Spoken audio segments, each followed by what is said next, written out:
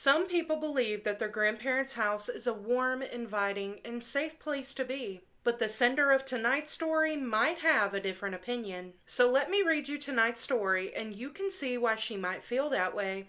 So grab your favorite tea and settle in, and let me tell you another scary Appalachia story, because of course, this is Tea After Midnight. This story comes from Taylor. Hello, my name is Taylor, and my friend Alice and I have decided to share our story of one fall in the mountains. We haven't talked about it much since, but we both remember it differently. I was going to my grandparents and they let me bring a friend because I wanted to show her their cabin. The woods were familiar to me. I had been out there a couple of times, but I hadn't heard anything until this. I know the rules of the mountains by heart, but I really didn't acknowledge them much as I was just a kid and I didn't believe in that stuff, since nothing had really ever happened to me in the time that I spent there. I had always heard stories, but I figured it was just some made-up thing meant to scare kids. I now think very, very differently. We drove over there and the ride was fine. Once my parents left, we put our stuff in the cabin as she introduced herself to my grandma and grandpa. Later that night, we watched a movie and played a couple games with everyone. My grandma made dinner and we helped set the table. At the table, we were eating and talking, having a great time, when suddenly we heard 3 knocks, but none of us could tell which way those knocks were coming from. Later, I found out that my friend heard a completely different sound. She swears she heard 3 creaks coming from the stairs. Everyone froze. My grandma gave me a look as if she knew exactly what it was, but I knew she was signaling to ignore it and just continue with the night like nothing happened. So we did, and that was the worst choice I have ever made. I know she was right in that matter, just to ignore it, so we did, or at least tried. I completely brushed it off. I figured it was just the wind since it was abnormally windy outside that particular night. I couldn't fathom that they actually believed those things that I thought were made-up stories. My grandma and grandpa went to bed soon after cleaning up for dinner. My friend and I made our way to the basement. In the basement, they had a spare room. Since we were partially underground, we had windows, but they were sort of higher up on the wall, right at the base of the ground. You could see right out to the woods out back of the house. Our bed was across the room from that window, leaving a clear view out and in. When we got down there, we plopped on the bed and started a movie. 10 Things I Hate About You, our absolute favorite, by the way. I could hear the wind outside, but what confused me was how non-windy it actually sounded, if that makes sense. Like it was wind, but it wasn't. Like when you hear someone calling out to you and you are convinced it was a certain someone, but it ends up being a completely different person. The wind grew louder, almost closer. I kept looking out as I was starting to get paranoid.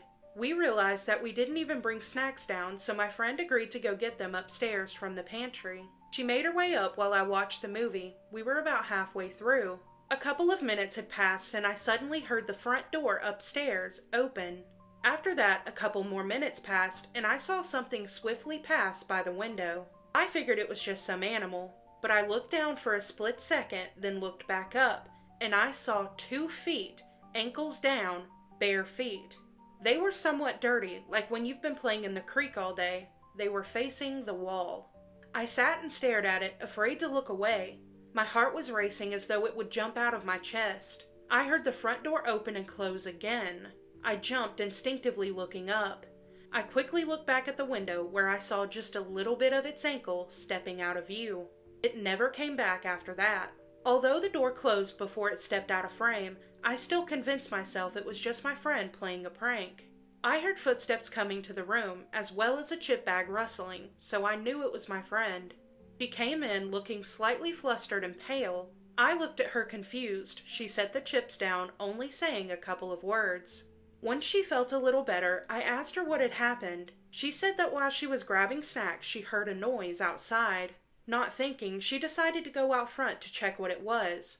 That's when she saw a tall, slim, lanky figure scurry from behind a tree to behind the house, out of view. She said she rushed back inside afterward, after freezing in panic for a hot minute. That explained the door opening and closing, but now that I think back, she only went out front. The window where I saw the feet was at the back of the house. I never ended up telling her what happened while she was upstairs. I was still sort of skeptical. I also noticed she had shoes on, though the figure outside did not.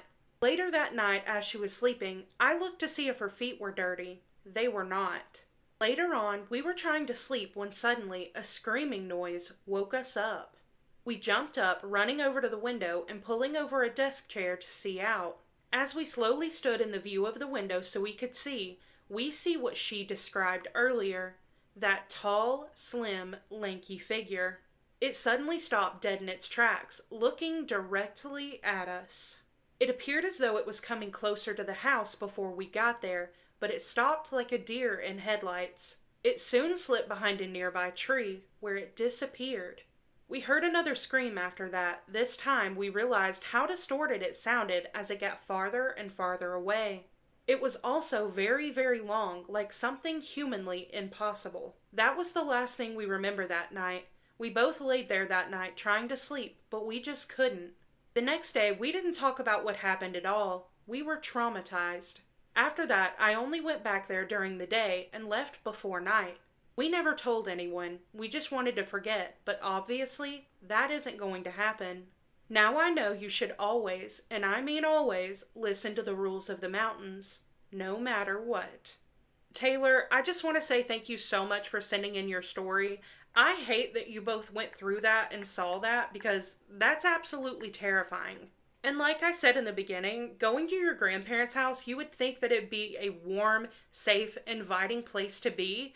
But after that, I don't think I could ever go back to my grandparents' house. So while y'all are sitting down for dinner, you hear the 3 knocks outside, but your friend hears something completely different. She hears 3 creaks inside.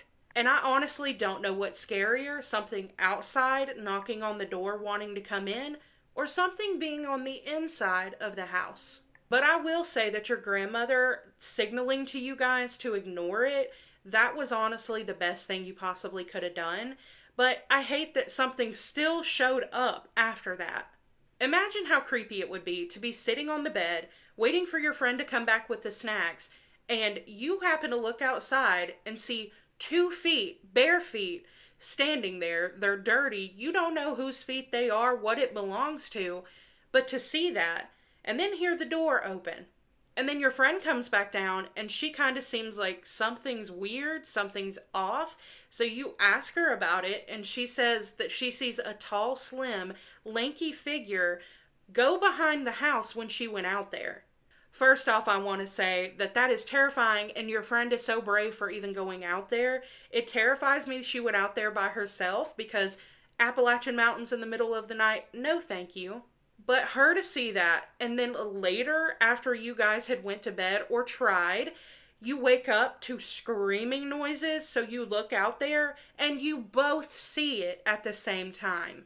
But it's coming closer to the house, and it sees you. I would have been absolutely petrified, so I am so sorry that you guys saw that, but it terrifies me to know that something like that was lurking around the house, and that it's still out there. So Taylor, again, thank you for sending in your story. I'm so sorry that you guys went through that. And if anybody in the comments knows what that could have possibly been based off the description, please let us know. But that does conclude this episode of Tea After Midnight. If you have any personal scary stories you want to share, you know I would love to read them. You can email me at the email on screen or the email in the caption of this video. But as always, you guys, thank you so much for being here. I hope you know how much I love you. I hope you have the best night, and I'll catch you in the next one. Bye.